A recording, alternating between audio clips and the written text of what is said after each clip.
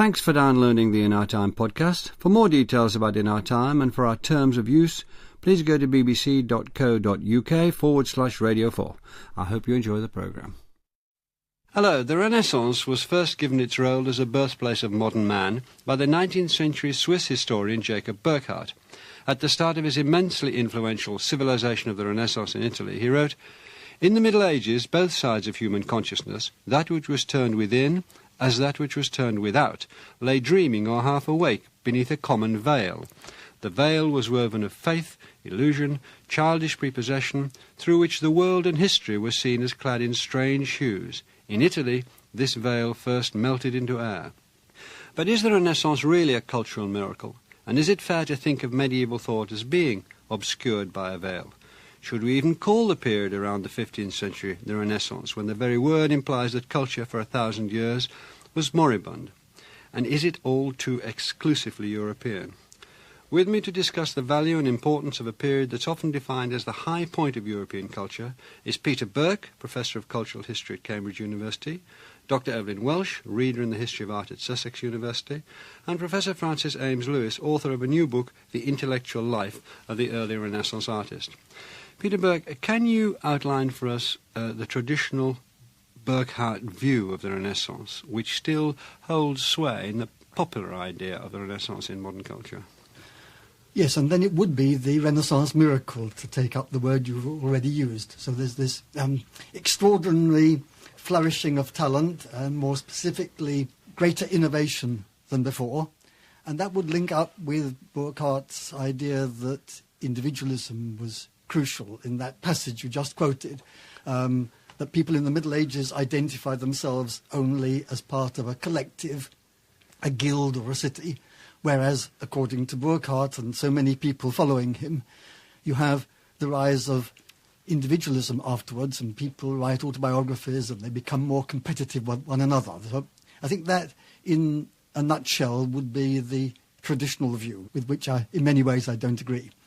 Are there any other reasons why you think it was once regarded not only as the beginning of the individual and the end of the Middle Ages and the start of modernity, but as a breakthrough in consciousness, in the way we thought about ourselves even? Well, that was one of the senses of individualism, that people start to introspect. That's the idea, that why else would they write autobiographies? And another important element in the traditional picture is the discovery of the world, that is, painters using a more realistic style, historians telling much more the story of what actually happened rather than something of a more fairy tale kind. So I think all those elements come together and make the Renaissance a kind of cultural revolution. The Renaissance is a French word invented by the French historian Jules Michelet. What, in his opinion, was being reborn? He used the phrase, the discovery of the world, the discovery of man. So I think that, like Burckhardt, who seems to have borrowed his phrase, those two great historians, whose work is full of insights, they share this extremely simple and inaccurate view of the Renaissance with which most scholars today want to quarrel. Francis Ames Lewis, would you agree with that? Yes, on the whole I would, but there are other meanings, there are other values to the term Renaissance, which relate in a sense to the concept which existed certainly in the early Renaissance already, i.e. the revival of a golden age, and the golden age of antiquity in particular. So this seems to me to be an important aspect which we need to bear in mind when thinking about the Renaissance. Would you say that you are still broadly in agreement with Michelet and Burckhardt, that this was the rediscovery, this was the launchpad for the modern world and individualism and so on? Yes, I would broadly agree with that. And what was going on, in your view? You've written this wonderful book, The Intellectual Life of the Early Renaissance Artist. What was key to that? Can we find a key, or is that too simplistic?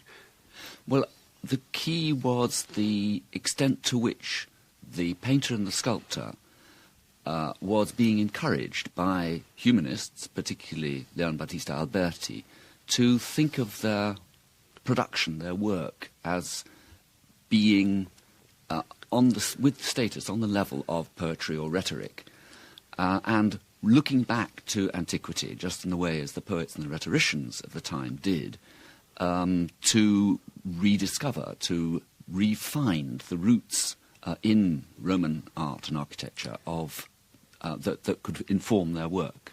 Why should they be encouraged to think of their work in the same way as poetry and rhetoric were thought of? What was important that they think of their work, artists and sculptors, in that way? Again, partly to do with attitudes to painters and sculptors in the classical world. Pliny has large numbers of anecdotes about Greek and Roman artists, which demonstrates that they were regarded very highly in terms of their intellectual status as well as in terms of their production. And I think there was a feeling that because that was the position of the painter and sculptor in the ancient world, the Renaissance, or the 15th century painter and sculptor, deserved to consider himself, and I say himself advisedly, consider himself as on an intellectual level with other artists and poets. The retrieval of classical learning was an essential ingredient, wasn't it? Yes. And actually going to Rome as it existed then and copying the buildings into drawings, which then became paintings and so on, that was a very key part of it. And the manuscripts which came through Greek scholars coming to Europe at that time and so on. Well, yes, the process of learning and understanding Greek culture was immensely eased by the introduction of Greek. But for the artists it was, of course, principally, yes, the Roman tradition, the artifacts, the objects, the buildings that they could see in Italy, which really affected their understanding of the ancient world. And to go to Rome was, and always has been since, an ideal for the artist.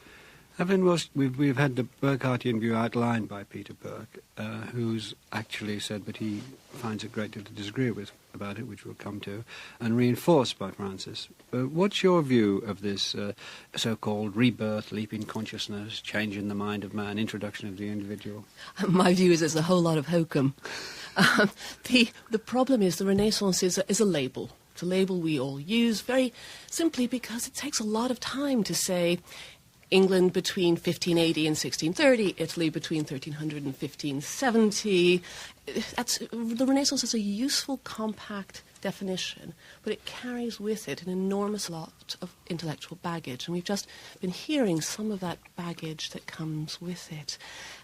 It's quite problematic because I completely agree with Francis that if you're looking at an interest in modelling yourself, writing about art, recreation of the nude, for example, on Roman antiquity, then you can find it. But it's a bit like intellectual train spotting, looking in the past for one very distinct angle, or perhaps today looking at an Oxford college and at the intellectual life of that Oxford college, and saying, well, that constitutes the entire intellectual life of that country, that nation, that community. That we have to be very careful not to use what is a narrow definition, which is absolutely accurate. There's no question about this fascination with the revival of the Latin language and the fascination with the Roman sense of the body. You can really find that, but not to expand that to say, well, this is the beginning of a new era. So you think the idea of beginning in itself is entirely wrong? Is it the idea of beginning that you disagree with, or the idea of beginning then? Are you for gradualism in everything? The search for origins is something we all try to do, but if we had a bunch of medievalists or Byzantinists around here, we'd probably be looking to run out the door in a minute or two, because they'd either be beating us up for claiming that our period was in some way better or superior to their period, or pointing out quite rightly that you can find these same sorts of origins in other places and other times. If we had somebody who was working on Chinese art, they would very simply point to the invention of printing in China, many centuries before the inventing of printing in Europe. So we have to be very careful about this really rather, in the end, fruitless search for origins, and talk about, well, what does it mean at that particular moment in that particular place? But doesn't there come a time when, I don't agree with you that search for origins is fruitless. It's one of the most fascinating things that people go in for. But that's as maybe. Don't you think there comes a time when a cluster becomes an event, when you have Galileo and Erasmus and Michelangelo and Leonardo and later on to Shakespeare and so on, and it leads to the Age of Enlightenment and so on? Don't you think that when you get that cluster of such power going on, then something new is happening because of its force.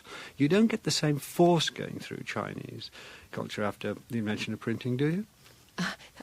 Yes, you do. Do you? I mean, I don't want to get into Chinese art, which isn't one of my specialities. But Well, if what you look about at Chinese literature, Chinese drama, Yes, Chinese music, Chinese science? Absolutely. If you read Needham's work on Chinese technology in terms of ceramic technology, in terms of technological invention, but we're getting into a debate about better, best. And I think what's happening is in our desire to create periods and to make history, if you like, assimilatable, all that, these places, all this information, we need to manage it.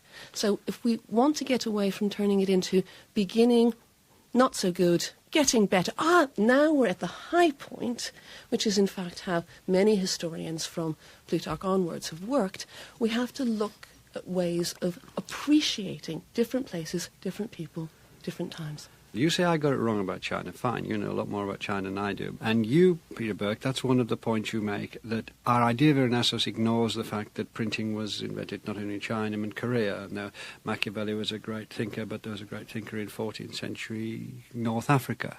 And so it goes on.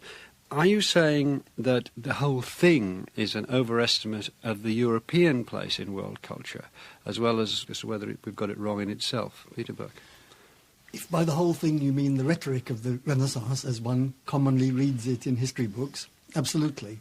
I want to search for a way of talking about this period in the history of European culture, which will not implicitly knock the achievements of the Muslim world or China or Japan or whatever. I think it's perfectly possible to do this because there are so many different ways to achieve. But we have to escape this rhetoric of the human spirit being reborn and so on. Rhetoric which we've inherited from the period itself, because the humanists, who were very well trained in rhetoric, knew a great deal about self-presentation. And we ought to take what they say very seriously because it's part of our data. We want to understand how they experience their world. But we don't have to take what they say literally. Indeed, we mustn't. Historians can never take what contemporaries say literally. I think the humanists really believed that a miracle was occurring, and they really thought the Middle Ages, which is a term they invented, was barbarous. But we don't have to think this. I mean, I happen to be an enthusiast for Gothic architecture. Many people are today. I think there's no incompatibility with that enthusiasm and another enthusiasm for the Renaissance, or an enthusiasm for China and the great novels and so on. We simply have to find a different rhetoric, which is not saying that this is a crucial part of the triumphant rise of Western civilization. Francis, do you see it retreating on the world scale in view of what Evelyn and Peter have said and finding its place in a sort of Toynbee-esque view of the study of history, that this is not a little local difficulty, but a little local event? Yes, I think that the way of perceiving it is right, that it was a localized event, crucial, obviously, for the Western tradition and for our position and our intellectual development in the West, but clearly only one of a number of similar sorts of events happening throughout the last 2,000 years or more in various different areas of the globe. And you're absolutely sure, Evelyn, you could sit down and say, look, you take China over the last 600 years and bat by bat, as much and as interesting is going on as went on in Western Europe. I'd love to take you up on that. I think the important thing is to work out how we define genius, how we define achievement. And if you cut the cake in a certain sort of way to say that the definition of genius is great Ciceronian Latin, it's very easy to say that that only happens in Italy around, let's say, the late 14th century with Petrarch. If you cut it in a different way, which is perhaps to talk about ceramic technology, then you might come up with a very, very different story indeed. Peter Burke, why do you think that the beginnings, I hesitate to talk about this, looking at you, Evelyn, about beginnings, but I'll risk the word, what the heck, I'll risk the word. Why do you think that the beginnings of the Renaissance, as seen by Burckhardt, and as seen also by Francis in his book, is so firmly set in Italy? I think two reasons.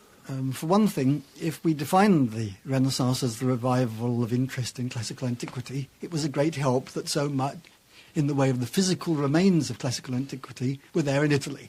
Of course, there are the Greek ones, but Athens was, in the Ottoman Empire, it was much less accessible to Western Europeans. But the other point I'd like to put stress on is a social one, and that is that from the year 1000 on, slowly, and from the 14th, 15th century faster, Italy was becoming urbanized. Not that more than 10% of the population lived in these towns, but that's a lot for the period. As Italy became more urbanized, the example of classical antiquity became more relevant to the elites, because ancient Greece and Rome were urban cultures, and a lot of what the philosophers and writers of ancient Greece and Rome say, it makes better sense in an urban context. And so, if you like, the example of classical antiquity became much more relevant than it had been in Italy and in a certain period. I would go along with that, but I think there are certainly two other factors that immediately occur to me. One is economic development, and that it was in Italy that industrialization developed during the late 13th and into the 14th century, and trade and commerce developed, so that the production of wealth, was greater in Italy than elsewhere in Europe, and that naturally encouraged and fostered intellectual activity as well. And the other factor is to do with the quality of the information that we have, in a sense looking at it from our perspective, that we simply don't have the sort of information about, shall we say, the Netherlands in the 15th century, which was an immensely important area in terms of trade, commerce and artistic activity. We don't have the information that compares with the documentary and archival material that we have for particularly Florence, but elsewhere in Italy as well. Marvellous archives that have been preserved. So history goes where the material is. Very much. That where you've got the evidence, then you can start generating a sense of the history of the period, or interpreting the evidence. And that's why, in my book, despite my attempts to bring in Jan van Eyck and Roger van der Weyden as best I could, because it seems to me that they are crucially important. You know, Roger van der Weyden is arguably a much more important artist than any Italian artist on the European stage during the 15th century. Yet it's very difficult to bring them in because we simply don't know enough about them. Evelyn, can you give us some idea of where this impulse for classical learning came from, and where you see it stirred? We can see it with Petrarch already in the middle of the 14th century, and he's writing in the beautiful classical Latin, and massively admired for that. But what's going on in the culture that there is this turning back to that? I mean, Peter's expressed it in terms of urban for urban and so on. Is there anything else? I mean, there's a great moral and philosophical dissatisfaction with the current age. What's extraordinary is we consider the Renaissance to be a period of innovation, but in fact those innovators thought that their own contemporary period was a horrid time, and they really would have rather been born 1,000 years or over 1,000 years earlier. So they're looking for truth. They're looking to go back to, if you like, origin, sources, and they feel if they can get the right, best texts and just work out how to use those texts, they'll become better people themselves, they'll have a better urban civic life, and their leaders will become better leaders. So you have Petrarch doing things like giving gold antique coins to the Holy Roman Emperor on the coins of Augustus, in the hopes that this model of the Emperor Augustus will become the model for a new European political centre.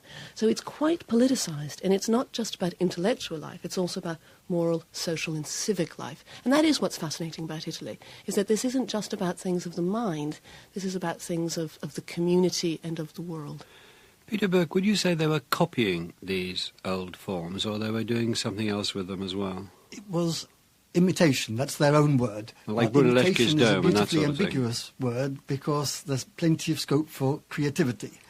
It's quite hard sometimes from a distance of a few hundred years later to know how often the difference between the copy, as you call it, and the original is because they didn't quite understand what the original was like, and how far they deliberately put in a spin or twist because they wanted to express their own creativity. I think it's a bit of each. And I think this works at the more general level too. There are many times in history when innovation is masked as renovation, because you say, we don't like what's happening in the present. We'll go back to some remote period in the past. The people in the past, of course, can't say we misinterpreted them, they're not there. So there's this, I don't know whether this is at a conscious level or an unconscious level, but I think that we must not take too literally the language of, we're not trying to do anything new, the ancients were wonderful, all we have to do is to go back to them. I think that's only a part of the truth. And yet, what would Michelangelo have felt when his early work was thought to be antique? Very pleased that he'd shown the ability to bring it off. Can I come in on that? Because I think the fascinating thing is to look at economic value, as Francis has pointed out. One of the reasons that at least one of the reasons that Vasari tells us that Michelangelo was, if you like, faking up antiques, was the price paid for a contemporary work of sculpture or painting compared to the price paid for an antiquity. There was a vast differential. And you do have this problem that you have the literary rhetoric of the rise of the status of the art and the artist and the artwork, and the actual salaries that are being paid for the bog standard work of art and the bog standard artist. And there's no match up there. So Michelangelo is trying to make some money. Do you see that, Peter Burke? I don't deny that there was a flourishing fake market in Italy in the 15th and 16th centuries, but it's interesting... Wouldn't be bad having a Michelangelo fake. Absolutely. I've got a fake, it's by Michelangelo. But the humanists, too, were sometimes counterfeiting classical texts which they didn't sell. So I think that the sheer intellectual pleasure of showing that I could write an oration in the style of Cicero and make other people think it was really by Cicero. There's that motivation is there as well. Can I turn to one of the themes in your book, Francis, which is the movement of artists, the deliberateness, one can understand it from your excellent book, the self-conscious movement of artists, inspired by humanists, as Peter Burke has pointed out, to establish themselves as intellectuals in order to join the elite part of society, in a way. It was to get rid of the slur, as they saw it, of being manual workers and join those who worked by brain instead of by hand. That's very crude, but there was that sort of thing. Leaving the artisan base, which we think of as the base of the arts in the Middle Ages, to come towards the ad absurdum conceptual base of the 21st century, but they, as it were, moving away from the hands to the head. Can you give us some idea of how that developed and why you think it developed?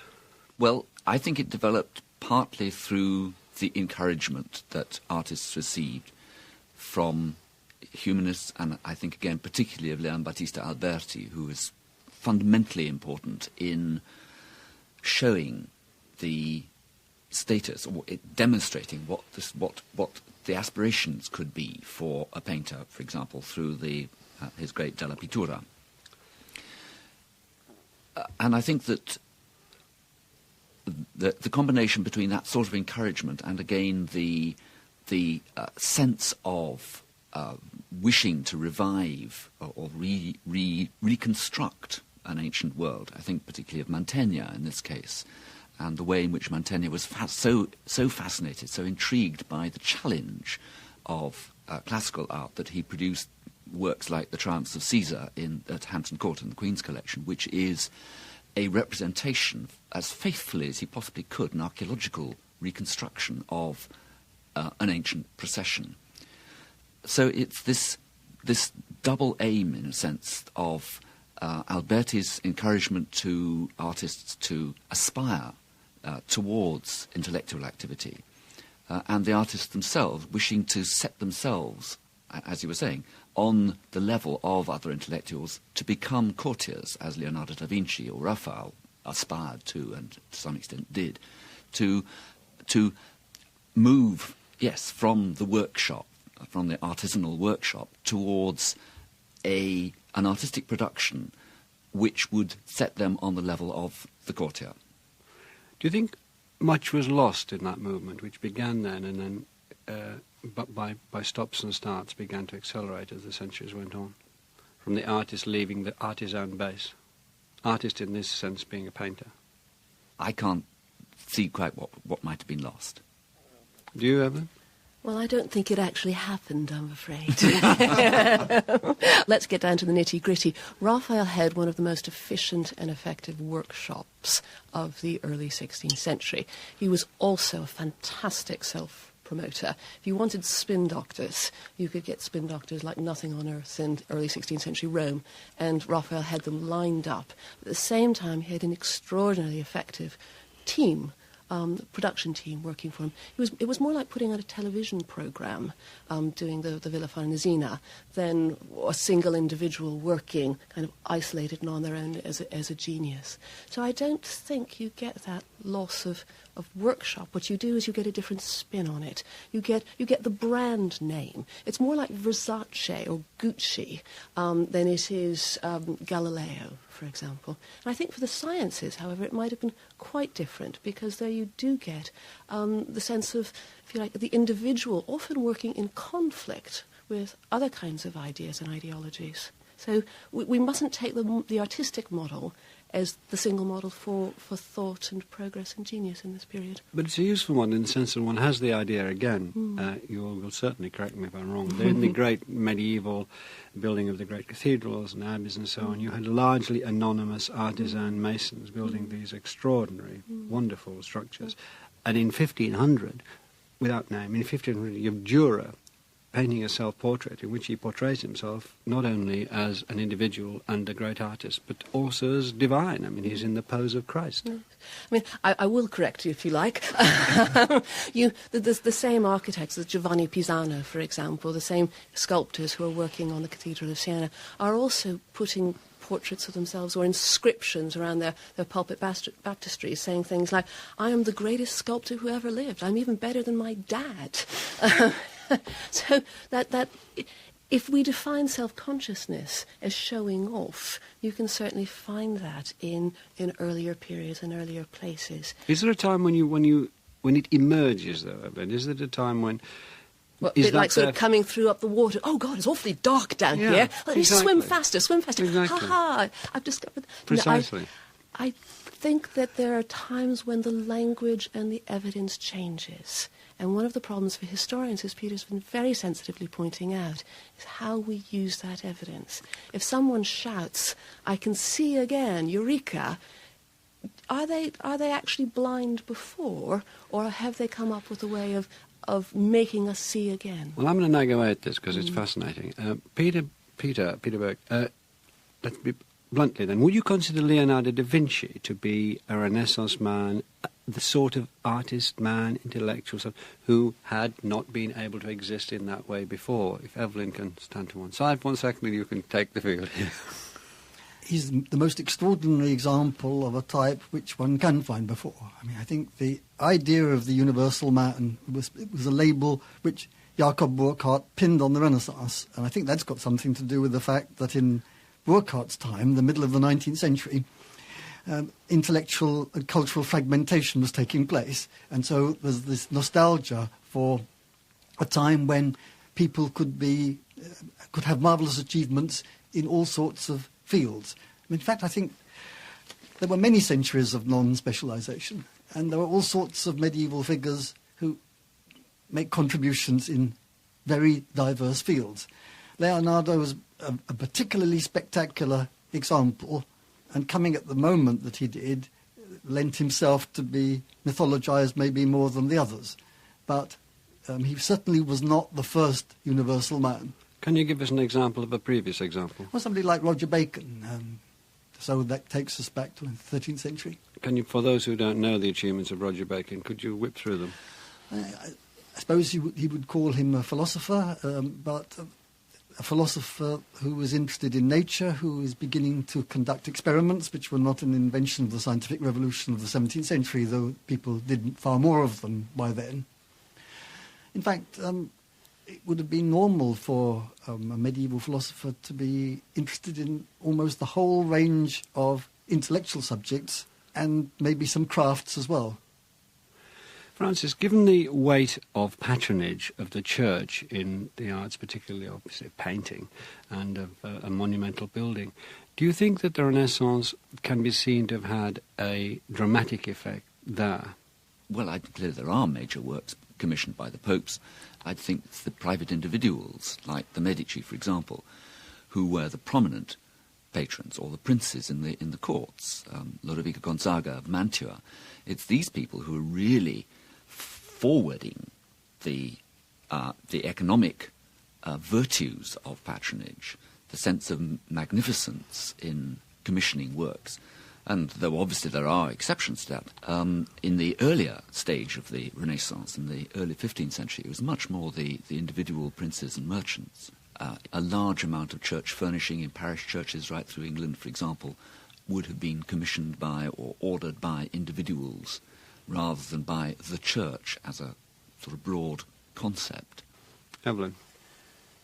I think one of the interesting things is the way we consider the Renaissance in an Italian sense means that those things that are produced in the 15th century for the church have survived into the 16th century, whereas, of course, in Northern Europe, they haven't, because of the Reformation. And it may, in fact, be the Reformation which is more important to our understanding of the past, what survives and what doesn't survive, than this kind of amorphous 19th century notion of the Renaissance. And I would agree with Francis that you can't just kind of call it the church, because there are many notions of what the church consists of, particularly by the time you hit the 16th century, and that you have to match up the sort of notion of spirituality with the notion of the individual commission and the individual gift. But the vast majority of works of art that are commissioned for a religious purpose. So it may be more useful to think about religious purposes and religious places than about the church as a great monolith. The thing that Francis is really pointing to very importantly is that, if you like, the secular side, the revival of classical motifs, can't really happen within a sacred setting because it may be considered inappropriate. And that's what happens with Michelangelo's Last Judgment, that he gets away with it when he does it, but the mood shifts, and in fact it's no longer appropriate by the end of the 16th century. Was the quantity of patronage, Peter Burke, at that time, did that increase dramatically? Francis referred to it and pointed out that it occurred in the smaller churches as well as the great cathedrals, that they're private patrons putting their money into whatever statuary and paintings are, though for religious purposes they're doing it. Did the amount of money available increase dramatically and make a real difference?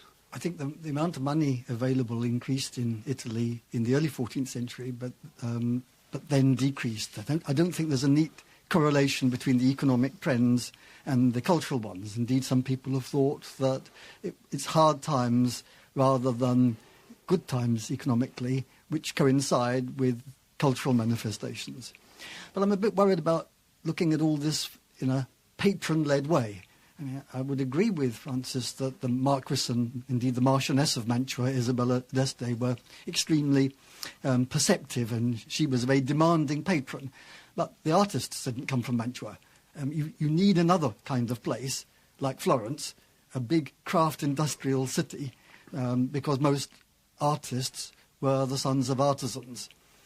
And then the Florentine artists, or the artists from other big cities, will migrate to the small centres where there are the best patrons. But the patrons never called those artists into existence. They couldn't kind of grow them locally. So we come back to big trends like urbanization as preconditions for this movement. Can we talk about what's been called the spread of the Renaissance? I think it was you, Evelyn, who said it was a bit like a virus. It started in I'm afraid that was one of my accusing terms. That there was and then raced around Europe. I trust you meant a benevolent virus. I'm sure you did. Again, the idea is that it started off in Italy and like a virus, or there are happier phrases. Using that in a negative way, as a very, very problematic way of seeing the Renaissance. I mean, the traditional way is that it kind of, this infection starts in Florence in the late 14th century and then spreads to mainly northern Italy. It avoids the south because the south has bad culture down there. And then following the French invasions, it's carried a bit like syphilis, if you like, back into France before spreading to England. And I see that as an extremely problematic version because it implies a blank canvas. This is also how, if you like, late 15th and early 16th century commentators talk about, they're very worried about contagion, miasmas, and they're unclear on how one idea gets from one place to another, Is or it one object from another. Is the spread any different, Peter Burke, from the spread of ideas in the 200 years previously, in the Gothic period, for instance? No, I think it's rather similar, but I think the metaphor spread is a bit dangerous too. Now we've got the oil slick theory of the Renaissance instead of the contagion theory. I want to bring in human agency, and maybe a way to do it would be to make a rash comparison with the 20th century. That is, that people especially elites in some European countries, started to think that they were behind Italy in some important way, and they would like to catch up. And then there were wonderful opportunities for expatriates. So Italian artists, or indeed humanists, who were not doing very well in their own country for whatever reason, discovered that if they went to France or if they went to Spain, they might get a better welcome. And so even second-rate, if they were Italian, could have relatively glorious careers in other places. So they were being called because, for example, a prince in Hungary or France, Francis I in one case, Martias the Corvinus in the other, thought you can't have a proper court if you don't have some Italian art being produced. So I think that would be an account of how other countries became involved in the movement, which really reintroduces human agency, both at the level of the patron and at the level of the artist. And you've got the artists from France and England and elsewhere will then be making a pilgrimage to Italy, primarily maybe to study classical antiquity in Rome, but also to find out the secrets of the Italian artists. Dürer in Venice is sniffing round and even reporting how suspicious of him the Venetian artists are in case he's going to discover their trade secrets. How do you see this? We can't use spread, we can't use virus, we can't use syphilis. How do you see the human agency? Human agency, and Peter has referred back, in fact, to patronage being the agency, although earlier on in the programme wanting to deny or downgrade the patron, nonetheless, I think that his reconstruction is probably broadly correct, that there were opportunities at François I's Fontainebleau or at Henry VIII's court in London for artists and humanists to find a better lifestyle, better way. And those patrons early in the 16th century wanted Italian culture because they saw that the developments of the 15th century in Italy had provided new impetus, new cultural, intellectual impetus, and they wanted to be in on that act. So the great princes of the early 16th century were enormously significant in drawing, in attracting Italian artists and humanists and other intellectuals to their courts. And that's the way in which this process came about. Evelyn, the philosopher and history of science Thomas Kuhn introduced the notion of paradigm shifts, the idea that progress happens in jerks and bolts. Do you think the Renaissance could be one of those? I'm very attracted by the notion of a paradigm shift. I wouldn't stick this kind of period, the Renaissance, into it, I have to say. If you look at how other countries organise their history, they often exclude this intermediate transitional phase, the Renaissance. They go from medieval to modern, or they go from middle time to new time. That's in Germany, for example. Or in Spain, you just go straight into a golden age, which happens 200 years after our so-called Renaissance. So I think we have to be very careful about just assuming that our periodization is the same periodization for all countries and all places. But the notion of a paradigm shift is quite an interesting one and a useful one, because it contradicts that sort of teleology of bad to best, which is rise and declines, which is our other main model. Peter Burke. I think the notion of paradigm shift works particularly well in intellectual history, where people have certain ideas about reality, and then, as Kuhn suggests, they notice discrepancies, and then they're forced to revise the paradigm. I'm not sure it works so well in artistic activity, though the others here, being art historians, might well want to disagree with me about that. But certainly it gives us some relatively simple language, which, as Evelyn says, is value-free or relatively value-free. for saying that there's a basic change in assumptions and ideals, and that definitely is something which I believe took place. That part of the Renaissance, I think, has survived the criticisms. Francis, do you think that the other two are rather hesitating in the face of this tremendous evidence for the concentration of extraordinary lasting talent across the field? We haven't even talked about science, for instance, which is different from Chinese technology, as you will admit, Evelyn. And I knew you wouldn't. I just thought I'd just a little tickle there as we go out. Do you think that this is has been accounted for generously enough in this conversation, or there's too much, no, it's a big thing, let's pull it down a bit there? Well, my hypothesis certainly is that the individual artist is striving for improvement, enhancement of his status, both financially but also intellectually, and that is therefore producing major figures like Michelangelo, like Mantegna, like Leonardo da Vinci, who are moving out of the relative confines of their artistic activity and thinking much more broadly and learning much more broadly and gaining much more knowledge and experience from their intellectual peers. Peter Buck? I think we should use the word Renaissance in the plural. I'm not the first person to think that. We can follow the example of that great comparative historian Arnold Toynbee, whom you cited at the beginning of the programme. So within Western culture, there was a Carolingian Renaissance around 800, there was a 12th century Renaissance, there was what we call the Renaissance, and in other cultures, whether Muslim, Chinese, Japanese, there have been revivals of their traditional culture, going back to Confucius, Kung Fu Tzu, or whatever. That doesn't mean that each of those movements is identical. Each has got its own peculiarities, its own achievements. But I think to regard the Renaissance as part of a family of movements is genuinely illuminating. Well, thank you very much to Peter Burke, to Evelyn Welsh, and to Francis Ames Lewis, whose book, The Intellectual Life of the Early Renaissance Artist, set up this discussion, and thank you for listening. We hope you've enjoyed this Radio 4 podcast. You can find hundreds of other programmes about history, science and philosophy at bbc.co.uk/Radio 4.